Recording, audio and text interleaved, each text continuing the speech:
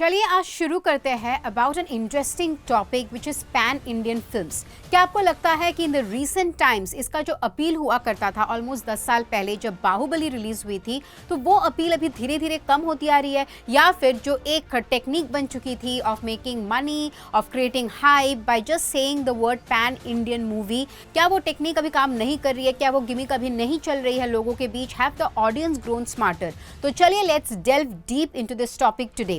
Well, Baahubali release हुई थी 10 साल पहले और इसी से पैन इंडिया का जो टर्मिनोलॉजी है वो स्टार्ट हो गया था। और पैन इंडिया इसीलिए हुआ था क्योंकि एक ही movie, even though it was a South Indian movie, Telugu language, लेकिन ये रिलीज हुई थी काफी सारे और रीजनल लैंग्वेजेस में अलॉन्ग विद हिंदी। ऑल्सो बहुत सारी मूवीज आजकल वर्ल्ड वाइड अपील देने के लिए अलग अलग इंटरनेशनल लैंग्वेजेस में भी रिलीज हो रही थी, specially when big budget is involved. तो dubbing is like one of the aspect जहां पे लोग या मेकर्स खर्चा करते हैं so that the audience can be more expensive. लेकिन क्या इस टेक्निक की वजह से या एक जो प्रूवन फॉर्मूला था उसके वजह से फिल्मों की क्वालिटी कम होती आ रही है in the pan Indian genre?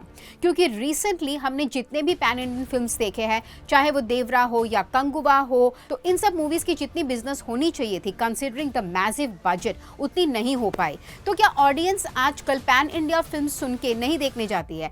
Have the audience grown smarter? या फिर उनको ऐसा लगता है कि when they are investing their time and money they should also get to see a nice story which touches your heart? चाहे वो कितनी ही हाई बजटेड हो, चाहे उसमें कितने बड़े सुपरस्टार्स हो, लेकिन अगर स्टोरी में दम नहीं है तो आजकल की पैन इंडियन मूवीज उतना बिजनेस नहीं कर पाती है। तो मेकर्स किस हिसाब से इतना ज्यादा पैसा लगा देते हैं, लाइक ऑलमोस्ट 400-500 करोड़, जो कि पहले के टाइम तक, आई मीन 10 साल पहले तक बहुत ही अजीब सा अमाउंट होता। वेल, पैन इंडियन फिल्म्स के चलते कुछ प्रोज है, कुछ कॉन्स है। ऑब्वियसली पैन इंडिया फिल्म के वजह से, अलग अलग लैंग्वेजेस के वजह से, अलग अलग ऑडियंस के बेल्ट में ये टैप इन कर सकती है and it helps the maker to generate more revenue.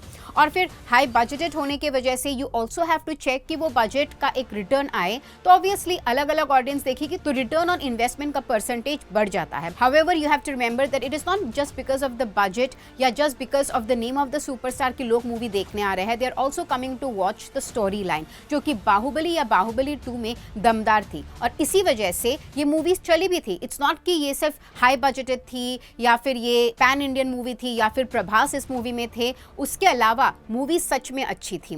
तो अगर प्रोस के बारे में कहा जाए तो पैसा तो खूब बना लेती है, लेकिन कॉन के बारे में कहा जाए तो इसकी क्वालिटी घटती जा रही है। इनफैक्ट पैन इंडिया मूवी और सीक्वल के ऊपर इतना मेकर्स डिपेंडेंट हो चुके हैं कि by the end of the movie वो लोग दूसरा सीक्वल अनाउंस कर देते हैं। इसका मतलब क्या उनको अपनी स्टोरी लाइन पे भरोसा नहीं है? क्या उनको बस वो जनरेट करने के लिए कि लोग एंटिसिपेट करे तो लटका के रखते हैं? तो अगर वो मूवी थोड़ी सबस्टैंडर्ड भी हो, there is something to look forward to. क्या ऐसी मेंटालिटी बन चुकी है behind the concept of sequels? क्योंकि अगर हम देखते हैं अबाउट कंगुवा या फिर गोट या फिर देवरा, ये सब बड़े सुपरस्टार्स की मूवी थी, बड़े बजटेड मूवी थी, लेकिन कहानी में एक्चुअली दम नहीं था। तो इसी वजह से ये मूवी चली नहीं, उतना रेवेन्यू जनरेट नहीं कर पाई, जिसके लिए लॉस किसका हुआ? ऑब्वियसली मेकर्स का एंड प्रोड्यूसर्स का। और अगर हम पैन इंडिया मूवी के बारे में ना भी बोले, अगर हम इंडियन मूवीज के बारे में भी बोले जहां पे स्टोरी लाइन दमदार नहीं थी लेकिन बजट अच्छे थे या अच्छे सुपरस्टार्स थे, उसके बावजूद मूवी नहीं चली। चाहे आप देख लो जिगरा हो या युद्रा हो या फिर सिंघम अगेन हो, ये कोई भी मूवीज नहीं चली because people didn't like the story line. So audiences have actually started accepting things which might be less budgeted लेकिन धमाकेदार स्टोरी लाइन हो, और अगर बहुत बड़ा सुपरस्टार ना भी हो तो चलेगा। अब जैसे कि for example Kantara movie,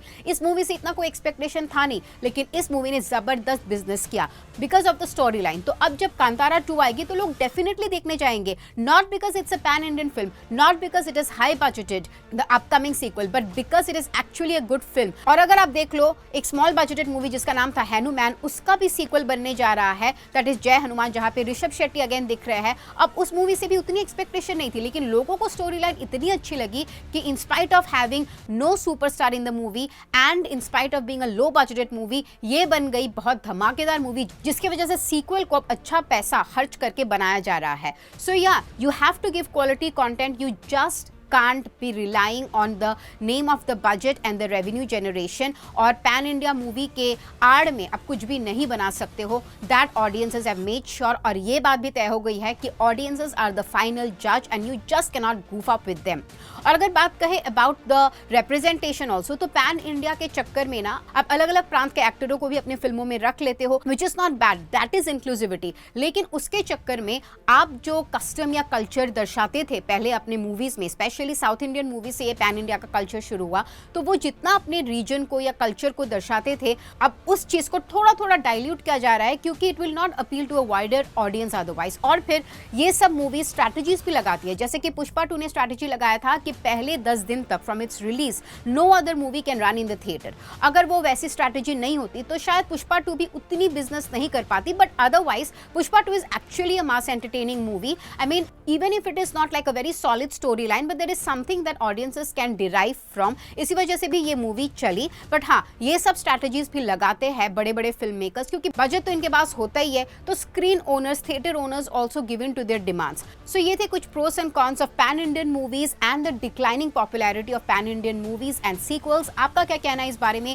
please let us know in the comment section. Keep buzzing around Bazooka Reviews for all your latest information on film, fashion and entertainment. This is me, Ishita, signing off till then.